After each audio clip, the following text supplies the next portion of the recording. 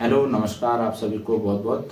और आज हमारे कार्यक्रम परीक्षा बोर्ड परीक्षा मंथन पर मेरे साथ हैं आयुष रावत। आयुष रावत सरस्वती विद्या मंदिर इंटर कॉलेज आवास विकास ऋषिकेश के छात्र हैं। और आयुष सिंह रावत एक जाना माना नाम है ऋषिकेश के अंदर, उत्तराखंड के अंदर, क्योंकि पिछले वर्ष सन 2023 की बोर्ड परीक्षा में आयुष रावत ने हाई स्कूल स्तर पर पूरे उत्तराखंड में दूसरा स्थान प्राप्त किया था। तो मैं सबसे पहले आयुष रावत का अपने चैनल पे धन्यवाद सर मेरा परिचय देने के लिए। जैसे कि सर ने आपको बता ही दिया है, मेरा नाम आयुष सिंह रावत है। मैंने उत्तराखंड बोर्ड की पिछले वर्ष वीरता सूची में द्वितीय स्थान प्राप्त किया था। आज सर मेरा साक्षात्कार लेंगे जिसमें मैं अपने अनुभवों को साझा करूंगा। बिल्कुल। तो अगर आयुष सिंह रावत के पारिवारिक बैकग्राउंड के बारे में जाने तो पिता रोडवेज में कार्यरत हैं, वो वहाँ पर कार्य करते हैं। इनके परिवार में इनके अतिरिक्त 2 बहनें भी हैं। और आयुष रावत प्रारंभ से ही पढ़ाई में इनकी बहुत रुचि रही, तो इसीलिए उसका इनको फल भी मिला है। तो आयुष, सबसे पहले आपसे मेरा जो प्रश्न है, हाँ जी, सबसे पहले ये बताइए कि जैसे कि हम लोग तो जानते हैं कि आपने उत्तराखंड बोर्ड की वरीयता सूची में द्वितीय स्थान प्राप्त किया पूरे उत्तराखंड जो प्रदेश में। तो सबसे पहले मैं ये जानना चाहूँगा कि क्या परीक्षा से पूर्व क्या आपने कोई लक्ष्य निर्धारित किया था? हाँ जी, मेरा एक ही लक्ष्य था कि मुझे अच्छे नंबर लाने हैं। मैंने ये कभी फिक्स नहीं किया था कि मुझे मेरिट में फर्स्ट आना है, मुझे सेकंड आना है, थर्ड आना है। ऐसा कोई मेरा फिक्स गोल नहीं था। बट मेरा जो स्कूल के सपोर्ट था बहुत अच्छा सपोर्ट था, मेरा परिवार का बहुत अच्छा सपोर्ट था।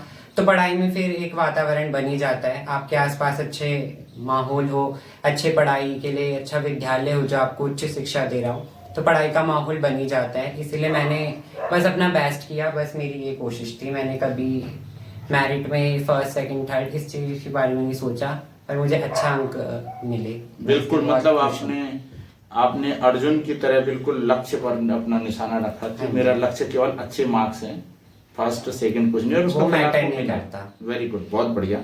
तो आयुष, क्या इसको जो आपने सेकंड स्थान जो प्राप्त किया, द्वितीय स्थान प्राप्त किया, क्या इसके लिए कितने घंटे आपने पढ़ाई करी होगी? पढ़ाई देखिए, मैंने अपने इंटरेस्ट पे की है सर। जितना इंटरेस्ट होता है हमें उतना करना चाहिए पढ़ाई। पर ऐसा भी नहीं कि हमें करना नहीं चाहिए, मतलब इंटरेस्ट है तो हमें पढ़ाई तो हमेशा करनी चाहिए। पढ़ाई प्रायोरिटी स्टूडेंट की होनी चाहिए। स्टूडेंट लाइफ में डिस्ट्रैक्शन नहीं होना चाहिए। आजकल लोग सोशल मीडिया से बहुत डिस्ट्रैक्ट हो जाते हैं। तो मैंने अपना जो फोकस था और जो मेरा एम था वो मैंने केवल पढ़ाई में रखा। मैंने सारे डिस्ट्रैक्शन को अवॉइड किया अपने पढ़ाई में, और मैंने अपनी प्रायोरिटी मैथ्स को दी, साइंस को दी। बाकी मैंने सारे सब्जेक्ट को इक्वली प्रायोरिटी दी है।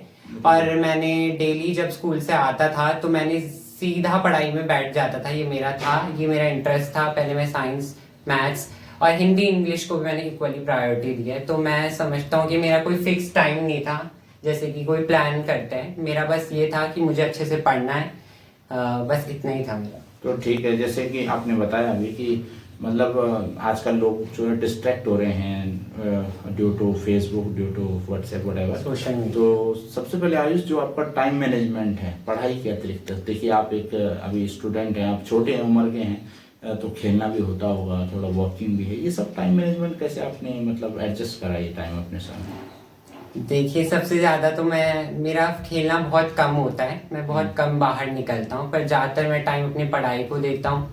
और बाकी हाँ, परिवार के साथ कभी इधर उधर जाना होता है कभी, तो बस मेरा इसमें जाता है। टाइम मैनेजमेंट की बात है तो देखिए, जैसे जैसे हम हायर स्टडीज में जाते रहते हैं, हाई लेवल में हम जाते हैं, तो हमारी पढ़ाई में ज़्यादा एक्सटेंड हो जाती है। पढ़ाई का एक्सटेंड बढ़ जाता है, तो हमें फोकस होके उसको डील करना, ये सबसे बड़ी प्रॉब्लम होती है। अब जैसे ट्रांजिशन होता है 10th क्लास के बच्चों का 11th क्लास में, तो सिलेबस बहुत वास्ट हो जाता है और हम समझ नहीं पाते कि हम कैसे हैंडल करें। एट द टाइम बैकलॉग हो ही जाता है। तो इसके लिए जैसे ये होना चाहिए कि टाइम मैनेजमेंट अगर हमें करना है तो हमें प्रॉपर टाइम देना चाहिए, बनाना चाहिए कि आज मुझे मैथ्स को टाइम देना है तो आज मैं मैथ्स को टाइम दूं। मैं कितना टाइम देना है उसके लिए बनाना पड़ेगा, ये मुझे प्रैक्टिस करना है। फिर मुझे उसके बीच में कोई डिस्ट्रैक्शन नहीं लानी है। अगर मैंने कोई शपथ ली है कि आज मुझे मैथ्स में करना है तो मुझे करना ही है। तो ये होना चाहिए टाइम मैनेजमेंट में। बिल्कुल। तो देखिए कि जैसे आयुष ने बताया, टाइम मैनेजमेंट अपना परिवार भी देखना है, और वो तो खैर खेलने भी नहीं जाता, लेकिन और लोग जो खेलना भी चाहते हैं वो खेलना भी उसको नहीं, जारी इसमें रखना कोई है। बुरा नहीं है, अपने पैशन को आप फॉलो कर सकते हैं बिल्कुल। डेफिनेटली। बट ऐसा नहीं कि आपके पढ़ाई के बीच में कोई चीज डिस्ट्रैक्शन बन जाए, डिस्ट्रैक्शन का काम नहीं होना चाहिए बस। और टाइम मैनेजमेंट की वही बात है, तो आपको अपने लिए एक तरह की स्ट्रेटेजिकली वर्क करना वेरी चाहिए, गुड, स्ट्रेटेजी बनानी चाहिए। स्ट्रेटेजी बहुत जरूरी है लाइफ में। और कभी कभी हार्ड वर्क से ज्यादा अच्छा स्मार्ट वर्क भी होता है। Yes, you are right, very good. तो आयुष, बाकी तो ठीक है, आपने अभी बताया कि आपने जो है फिजिक्स, ये साइंस और मैथ्स को तो आपने प्रायोरिटी दी थी। तो आयुष, क्या जैसे हिंदी और इंग्लिश को कितना समय दिया होगा आपने पूरे साल भर में, या केवल एग्जाम के मैंने टाइम पे पढ़ा? हिंदी और इंग्लिश को भी इक्वली प्रायोरिटी दी, क्योंकि वो भी सब्जेक्ट है, उनके मार्क्स भी इक्वली कंसीडर होते हैं, हिंदी और इंग्लिश। और इंग्लिश में तो शायद हमारे उत्तराखंड बोर्ड में लैंग्वेज में संस्कृत के भी मार्क्स ऐड हो जाते हैं अगर अच्छा परफॉर्मेंस। मतलब उसमें ये होता है जिसमें आपके अच्छे मार्क्स हों वो हाँ, ऐड वो ऐड हो जाते हैं। मेरे इंग्लिश के हुए थे। अच्छी बात है। संस्कृत में मेरे 97 आए थे और इंग्लिश में 99 आए थे। और मैं अगर सलाह देना चाहूँ तो मैं इतनी दूंगा कि जो मैंने पाया है कि मेरी ज्यादातर मिस्टेक थ्योरी में नहीं हुई, मेरी मिस्टेक जो हुई है वो ग्रामर में हुई। और ग्रामेटिकली बहुत मेरा वो हो रहा था, वीक पॉइंट था ग्रामर। तो ग्रामर की वजह से मैं सोच सकता हूँ कि हमें ज्यादा कंसीडरेशन ग्रामर के प्रॉब्लम्स में देनी चाहिए। ग्रामर में वर्ब्स होती हैं, सूटेबल फॉर्म भरनी होती है जिसमें, और बहुत से ग्रामर के प्रॉब्लम्स होने चाहिए, उसमें टाइम ज्यादा देना चाहिए। हिंदी में भी ग्रामर में बहुत टाइम देना चाहिए। बाकी स्कूल में भी आपको जितना पढ़ाया जाता है वो बहुत सफिशिएंट होता है। बस ऐसा है कि जब भी हमें स्कूल में पढ़ाया जाता है तो हमें इधर उधर की बातों पे ध्यान नहीं देना चाहिए। हिंदी इंग्लिश में जो हमें बताया जाता है उसे कंसंट्रेशन से हमें लेना चाहिए, जो सर आपको पढ़ा रहे हैं। मैंने भी डेफिनेटली वही किया, जो स्कूल में पढ़ाया उसको अच्छे से ग्रहण किया और उसको अनुकूल अपने व्यवहार में लाया। बिल्कुल, ये बात है। इसीलिए आयुष, आपकी पूरे विद्यालय में तारीफ भी है और सारे टीचर आपकी तारीफ भी करते हैं। उसका रीज़न यही है, आपकी बातों में परिपक्वता दिखाई दे रही है कि आप कितने परिपक्व हैं। भले ही आप 11th क्लास में हो, लेकिन आप माइंड से बहुत परिपक्व हैं। ठीक है, चलो इसके बाद तो आयुष, अब जैसे इस समय के स्टूडेंट्स हैं, बोर्ड परीक्षाएं नज़दीक हैं, तो हाँ जी सर। इनको क्या, आज के छात्र को जो बोर्ड परीक्षा देने जा रहा है, गणित और विज्ञान जो विषय हैं, तो क्या कोई कुछ स्पेशल ट्रिक्स बता सकते हैं कि यार ऐसे करके मार्क्स गेन किए जा सकते हैं, अच्छे मार्क्स? गणित और विज्ञान ये दोनों सब्जेक्ट हैं जो कि एक दिन में नहीं सीखे जा सकते। डेफिनेटली इनको सीखने के लिए आपको टाइम चाहिए।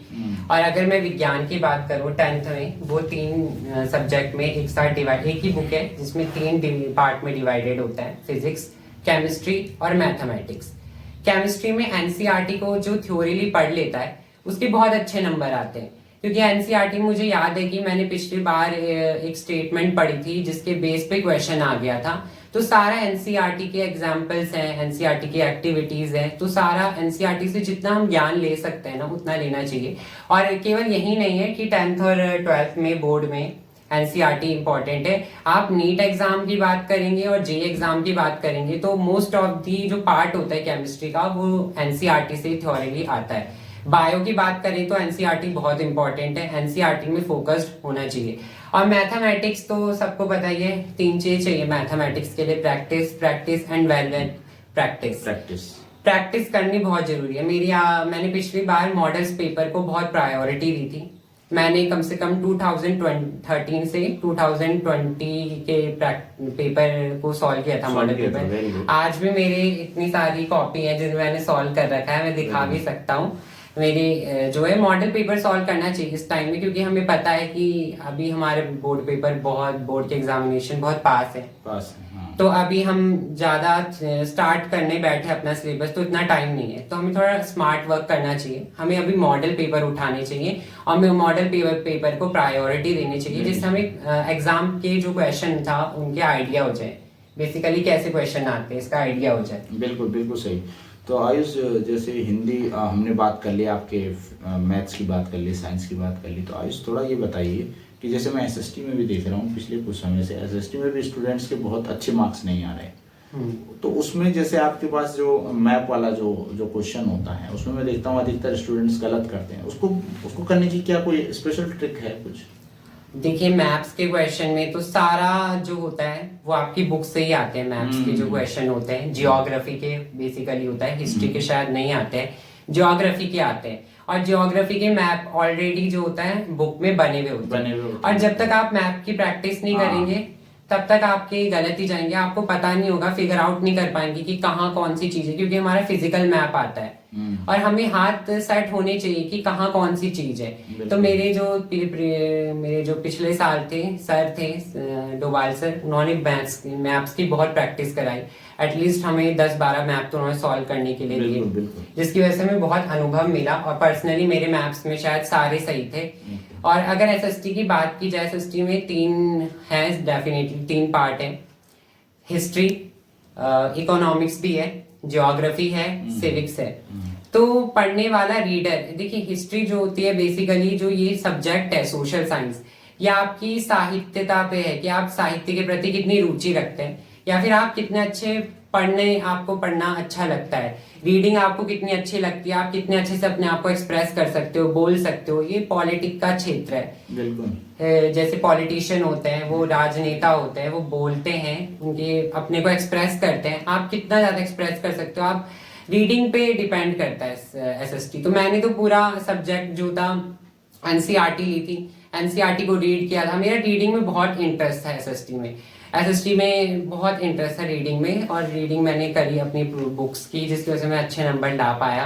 और बाकी मेरे स्कूल वालों ने मुझे बहुत गाइडेंस दी है, सर भी उनमें इंक्लूडेड है, तो बहुत अच्छी गाइडेंस मिली है स्कूल की तरफ से। और एसएसटी में मेरा इंटरेस्ट था, अगर इंटरेस्ट लोगे तो डेफिनेटली आप कुछ अच्छा पा पाओगे। बिल्कुल, यू आर राइट आयुष। और आयुष, जैसे मैं देखता हूँ आजकल थोड़ा सा एक बच्चों के अंदर ना थोड़ा भावना क्या हो गई कि वो सोचते हैं कि अगर इंग्लिश और संस्कृत में से एक में पास होना है तो वो सोचते हैं यार संस्कृत में तो हम पास हो ही जाएंगे। तो मैं आपसे पर्टिकुलर पूछना है कि क्या संस्कृत में पास होना इतना आसान है? क्या संस्कृत इतना आसान विषय है क्या? आई डोंट थिंक कि संस्कृत वही तो सब्जेक्ट है। मेरे हिसाब से दोनों ही इक्वल सब्जेक्ट है। बिल्कुल, आपको दोनों को प्रायोरिटी देनी चाहिए। मोस्ट ऑफ द स्टूडेंट जिन्हें संस्कृत नहीं आती वो इंग्लिश को प्रायोरिटी देते हैं, जिन्हें इंग्लिश नहीं आती वो संस्कृत को सोचते हैं कि कोई ना कोई तो ऑप्शन मिल जाएगा, एक ऑप्शन में तो हमारा ठीक चला ही जाएगा पेपर। मैंने प्रायोरिटी देखिए दोनों को दी थी, क्योंकि मुझे संस्कृत भी उतनी पसंद है जितनी मुझे इंग्लिश पसंद है, उतनी मुझे हिंदी भी पसंद है। मैंने लैंग्वेजेस के साथ कोई भेदभाव नहीं किया कि यार मुझे संस्कृत अच्छी नहीं लगती, मुझे इंग्लिश पढ़नी चाहिए, इंग्लिश अच्छी नहीं लगती, हिंदी, मुझे सभी पसंद है एक तरीके से। और संस्कृत में मेरे हिसाब से ग्रामर का पोर्शन बहुत ज्यादा है, संधि है, समास है, और भी बहुत कुछ है संस्कृत में, जो कि आपकी कोशिश से जब तक आप ट्राई नहीं करोगे तब तक आपको नहीं आएगा। और ये संस्कृत का बेसिकली पोर्शन आपका स्कूल में भी कवर हो जाता है, क्योंकि स्कूल में ज्यादातर संस्कृत में ग्रामर का प्रॉब्लम सबसे ज्यादा आते हैं, और ये सारा जो होता है फिल इन द ब्लैंक्स का होता है। संस्कृत वैसे होता तो आसान है, पर आपके वहां पे फैक्चुअल थिंकिंग चाहिए होती है संस्कृत में, कि आपको सही भर रहे हो कि नहीं। तो ये अनुभव से आता है, आप जितना ज्यादा लैंग्वेज सीखेंगे उतना ज्यादा अनुभव आएगा। अब कोई स्टार्टिंग सीधा लैंग्वेज संस्कृत से कर रहा है, जैसे उसने पहले संस्कृत का कोई आइडिया ही नहीं उस क्षेत्र में, और वो सीधा संस्कृत उसने ले ली, तो उसे थोड़ा अजीब लगेगा डेफिनेटली। और इंग्लिश में भी उतना ही चाहिए हमें पोटेंशियल जितना संस्कृत में चाहिए। लैंग्वेज दोनों ही इम्पोर्टेंट है, और अगर दोनों में अच्छे नंबर आए तो प्लस मार्क्स से कि आपके कम से कम सेव कर सकते हो। ठीक है आयुष, अब मैं आपसे एक और क्वेश्चन जो है कि जैसे अभी हमारे स्टूडेंट क्या कर रहे हैं कि जैसे उन्हें कोई क्वेश्चन नहीं आया मैथ्स में, मैं मैथ्स की बात कर रहा हूँ, तो वो उस क्वेश्चन को सॉल्व ही नहीं करते, जबकि हम टीचर से बताते हैं कि उसमें जो है स्टेप बाय स्टेप मार्किंग होती है। तो आप अपनी तरफ से बताइए कि आपके साथ भी वो घटना घट चुकी है, तब तो ये विश्वास जरूर मानेंगे। जब मैं कोई क्वेश्चन नहीं कर पाता, जैसे मेरी क्लास में सब बच्चे हैं, उन्हें कोई क्वेश्चन नहीं आता, या कोई सर क्वेश्चन देते हैं उन्हें, तो उसकी तह तक पहुंचते हैं, उसकी जड़ तक, जब तक वो उत्तर ना पा ले। तो हमारे जो बच्चे हैं उनके अंदर क्यूरोसिटी होनी चाहिए, यार ये क्यों होता है। फिजिक्स हम जब साइंस पढ़ रहे हैं तो उसे हमें रिलेट भी करना चाहिए कि हम क्यों पढ़ रहे हैं उसको, उसकी क्या जरूरत है, क्या नीड है, साइंस हम पढ़ क्यों रहे हैं। तब एक्चुअली में हम समझेंगे कि हमने वास्तव में साइंस पढ़ी, उसका कोई वास्तविक प्रैक्टिकल यूज है। ऐसे मैथमेटिक्स का अगर कोई क्वेश्चन नहीं आ रहा है और आपने वहीं अपना एंड अप कर दिया, तो आप अपनी पूरी लाइफ एंड अप कर दिया आपने। आपके अंदर क्यूरोसिटी नहीं कि आप उसे और जाने कि यार मैं क्यों नहीं कर सका, मैं अपनी गलती से सीख सकता हूँ, शायद मैं नहीं कर पाया ये मेरी गलती होगी पर मैं अपनी गलती से और सीख सकता हूँ, मुझे कोशिश करनी चाहिए। तो उत्तर तक हमें जड़ तक पहुंचना ही चाहिए। आपकी क्यूरियोसिटी होनी चाहिए कि आप क्वेश्चन को आंसर जड़ तक पाओ। तो मेरा यही है, हमारी क्लास में भी सारे बच्चे हैं, उनकी यही वो भावना रहती है, यार कोई क्वेश्चन सर ने दिया है नहीं आ रहा है तो घर में जाके सॉल्व करें। और प्रायोरिटी ये रहती है कि उनकी उस क्वेश्चन की जड़ तक पहुंचे जब तक उसमें मास्टर नहीं हो जाते। बिल्कुल, मतलब स्टेप मार्किंग बोर्ड में जरूर होती है, आधा भी करेंगे तो उसका नंबर मिलेगा। आपके साथ भी हाँ मेरे सेम है कि मैंने शायद एक क्वेश्चन था जिसमें पाई रेडियस का कोई क्वेश्चन था, मैंने पाई/2 कॉमन ले लिया जबकि पाई/4 कॉमन लेना था, जिसकी वजह से मेरा पूरा क्वेश्चन गलत चला गया। तो मैथ्स में बहुत सिली मिस्टेक को मैं एक एडवाइस देना चाहता हूँ कि मैथ्स में सिली मिस्टेक बहुत होती है और ज्यादातर लोग क्वेश्चन को करते हैं न्यूमेरिकल जब भी सॉल्व करते हैं तो कैलकुलेटिव पार्ट को छोड़ देते हैं। वो सोचते हैं कि हमें बस क्वेश्चन का आइडिया है, आता है, फॉर्मूला अप्लाई करना आता है, एप्लीकेशन आता है, क्या सॉल्व करना, आंसर क्या लाना, ठीक है। तो लोग ज्यादातर इस चीज को, कैलकुलेशन को अवॉइड कर देते हैं, उन्हें पता है कि हमें क्वेश्चन कैसे करना है। एट द लास्ट जब वो कैलकुलेशन आती है तो वही मिस्टेक हो जाती है। जब आप ये सोचते हैं कि हमें क्वेश्चन आता है और आप उसे अटेम्प्ट नहीं करते अपने हाथ से खुद करने का, तब गलती होती है। सेम मैंने भी यही हुआ था मेरे साथ कि मेरे सिली मिस्टेक हुई, बहुत सिली मिस्टेक मेरी आज भी होती हैं। तो अपनी सिली मिस्टेक को सुधारने के लिए हमें कैलकुलेशन को प्रायोरिटी देनी चाहिए। हमें मैथ्स की जब तक आप प्रॉब्लम खुद सॉल्व नहीं करोगे, बस आपको ये सोचोगे मुझे आइडिया आता है इस क्वेश्चन को कैसे सॉल्व करना है, ठीक है, बट आपको खुद सॉल्व करना चाहिए। सिली मिस्टेक का चांसेस फिर कम रह जाता है और कैलकुलेशन, लॉन्ग कैलकुलेशंस होती है, उन्हें सॉल्व करनी चाहिए जिससे आप अपने दिमाग को तैयार कर सको, इतना प्रिपेयर कर सको इन टास्किंग के लिए। बिल्कुल बिल्कुल। तो आयुष, अब ये बताइए आप कि जैसे हिंदी की बात हो गई, इंग्लिश की बात हो गई, मैथ्स की बात हो गई, है ना, साइंस की बात हो गई, उसके बाद और हमने एक और सब्जेक्ट SST की भी हमने बात कर ली। तो अब आप ये बताइए कि जो एक स्टूडेंट है, क्या उसको बोर्ड एग्जाम से डरने की आवश्यकता है? बिल्कुल भी नहीं, जितना अगर हम सोचते हैं। अब देखिए, स्कूल एग्जाम से अच्छे नंबर आप बोर्ड एग्जाम में ला सकते हैं। बिल्कुल, ये बात तो बिल्कुल सही है। स्कूल एग्जाम में देखिए, आपका जो टीचर होता है आपको चाहता है कि आप और अच्छा कर सके, तो आपके नंबर वो काटता है, ठीक है। पर बोर्ड एग्जाम वालों की प्रायोरिटी क्या होती है कि आपको पास करना है, आपको अच्छे नंबर देने हैं। वो भी वेल ट्रेन टीचर होते हैं, उन्हें भी ट्रेनिंग देते हैं चेक करने से पहले, वेल ट्रेन होते हैं, बिल्कुल। हाँ, तो उनको ये होता है कि वो इस मोटिव से नहीं आते कि आज हमें सारे बच्चे फेल करना है, मेरा फेल करने का मन है, नहीं, उनका ये मोटिव रहता है कि हमें जितना बच्चे ने किया है उतना ज्यादा इफोर्ट हम लगाकर उसे पास कर सके। तो उसके बहुत अच्छे नंबर आप गेन कर सकते हैं बोर्ड में। और मेरा पर्सनल एक्सपीरियंस है जिस हिसाब से कि बोर्ड में मैंने बहुत अच्छा किया और बोर्ड में अच्छे नंबर मुझे मिल गए। स्कूल एग्जाम के कंपैरिजन में बोर्ड में बहुत अच्छा हमें मिल सकते हैं, उसमें पैनिक लेने की बात नहीं है, हमें स्ट्रेस नहीं लेना चाहिए, फ्रीली माइंड हमें पेपर करना चाहिए। अगर आपने स्ट्रेस ले लिया तब वो आपके पतन का कारण बन सकता है। तो आपको बिल्कुल भी पैनिक नहीं होना है, स्ट्रेस नहीं लेना है, आपको अच्छे से एग्जाम क्वेश्चन पेपर पढ़ना है और अच्छे से उसे सॉल्व करना है। और बोर्ड एग्जाम में ऐसा नहीं है, फियर मत लीजिए कि बोर्ड एग्जाम में कोई एग्जामिनर आपके बेफालतू में नंबर काट देता है। वो आपके नंबर काट रहा है तो वहां आपकी जरूर गलती होगी, पर वो अपने 100% एफर्ट देता है कि आपको अगर कोई गलत भी है तो आपको अच्छे नंबर देने की कोशिश करें। चलिए, तो आयुष, अब लास्ट में मैं आपसे प्रश्न पूछूंगा हमारे विद्यालय के बारे में। जैसे आप हमारे विद्यालय में सरस्वती विद्या मंदिर इंटर कॉलेज आवास विकास ऋषिकेश के छात्र हैं और 10th भी आपने हमारे विद्यालय से किया, तो स्कूल का एटमॉस्फेयर ने आपको कितना फायदा पहुंचाया 10th क्लास में, और अभी 11th क्लास में कितना आपको फायदा मिल रहा है? जैसा आप सर ने मुझसे क्वेश्चन पूछा है, विद्या मंदिर जो अपने संस्कारों के लिए जाना जाता है, संस्कारों के लिए प्रसिद्ध है, तो वहाँ का वातावरण, जैसे वातावरण होता है, जैसा हम इन्वायरमेंट होता है वैसे हम अपने इन्वायरमेंट को अडेप्ट कर लेते हैं, वैसे वातावरण में ढल जाते हैं। वातावरण अनुकूल है हमारी परिस्थिति के लिए तो वो हमारे लिए भी अच्छा बेटर रहता है। अब जैसे हमारा स्कूल है वो स्टडी फोकस्ड है, आप बच्चों को डिस्ट्रैक्शन से हटाकर कैसे स्टडी में सिंपलेस्ट वे में इंगेज किया जाए, इसकी बहुत ज्यादा इफोर्ट हमारा स्कूल देता है। और आप देखिए स्कूल में जो सारे टीचर है, मैं कोई पर्टिकुलर टीचर की बात नहीं कर रहा हूँ, सारे टीचर इफोर्ट देते हैं बच्चे को कि वो अपने स्टडी में फोकस हो जाए और बाकी चीजें डिस्ट्रैक्शन से बच जाए। स्टूडेंट लाइफ को कैसे संभाला जा सकता है और कैसे डेकोरेट किया जा सकता है, हमारे टीचर से पूछे जो 24 आवर्स, जो चाहे वो स्कूल्स में कुछ ही आवर्स पढ़ाते होंगे पर 24 आवर्स जो मेहनत करते हैं हमारे लिए, तो मैं देखा है कि मेरे प्रिंसिपल सर हैं, मेरे सारे ही टीचर जिनका मुझे बहुत एक्सट्रीम इफोर्ट मुझ पे गया, जिसकी वजह से मैंने इतना अच्छा एफिशिएंट रिजल्ट उन्हें प्रोवाइड किया और अपने लिए, अपने परिवार को और उनको भी गौरवान्वित किया। तो मेरे लिए तो मेरा स्कूल सबसे इम्पोर्टेंट था और मेरे स्कूल की वजह से ही मैं इतने अच्छे नंबर ले पाया। तो मुझे प्राउड है कि मैं अपने विद्या मंदिर में पढ़ता हूँ और विद्या मंदिर का छात्र हूँ, और वो भी बिना ट्यूशन के।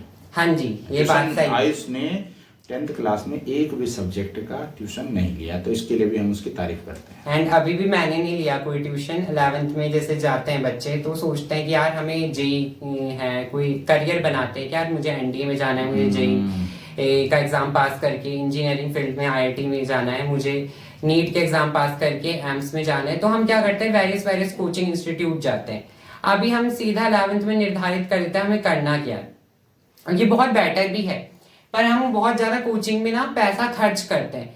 इसके बदले हम ना अपने आप अपने जितना, और इसके बदले हम स्कूल में कम फोकस रहते हैं। स्कूल में बच्चे छुट्टी मार लेते हैं अपनी ये सोचकर कि यार स्कूल नहीं जाएंगे, कोचिंग में ज्यादा फोकस करेंगे, अपना जो एग्जाम में इन करियर में अपना फोकस रहते हैं। स्कूल तो शायद वेस्ट ऑफ टाइम होता है समझते हैं, जबकि आप स्कूल से अधिक सीख सकते हैं। स्कूल से आपको हैबिचुअल होते हैं एग्जाम देने के, स्कूल से सीखते हैं कि आप एग्जाम कैसे दे सकते हैं। बिल्कुल, स्कूल से ही आपको मिलता है अनुभव। आप सीधा जी एग्जाम देने चले जाएंगे, आपको अनुभव ही नहीं है 11th और 12th का स्कूल में बिना पढ़े, तो आप कैसे, वो पॉसिबल नहीं है, प्रैक्टिकली पॉसिबल नहीं है।